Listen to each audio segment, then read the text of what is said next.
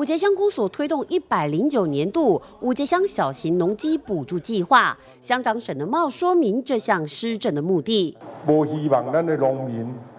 都一直利用这个农药，用挂草这个底草剂这个工课来破坏掉咱的生态，破坏掉咱的土地，破坏掉咱讲这个土地是咱生活要生产，互咱生命延续。 可能今儿孙要去用的这个土地，莫受到破坏。所以公所为着安尼，所以就特别提出这个小农的这个农机补助的这个政策。由于农田施作经常会造成农路泥泞，使得行经路人滑倒受伤。今年特别在代表会的支持下，提拨经费全额补助，可免费申请一指土耙，避免泥土散落道路。这个 器材一定要好好使用，千万唔通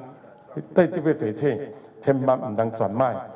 你若买过了后，你就莫过来去申请，因为咱公所宠物申请绝对不会再同意。所以你一定要好好使用，唔通过转农药，拜托，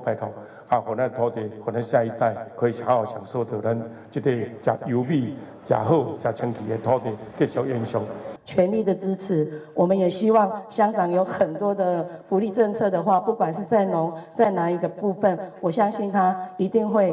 更踊跃更有心的再去推动任何的政策。在代表会这边，因为今天就刚好无关，但我就可以跟大家讲，全力支持有用心要做事情的乡长。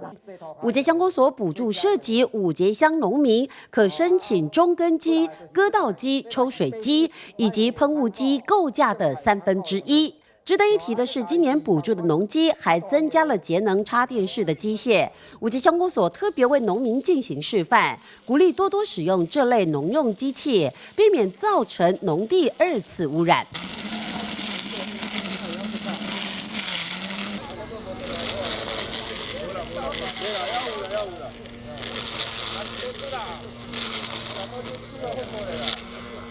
五节乡公所为加速农业耕作机械化，协助农民购置小型农机，减少对除草剂的依赖。申请时间自即日起到6月30日止。乡公所也呼吁取得资格的农民，千万不要转卖补助到的农机，要善加利用，实际应用在五节乡的农田间。五节农机补助，农民将甘心赞。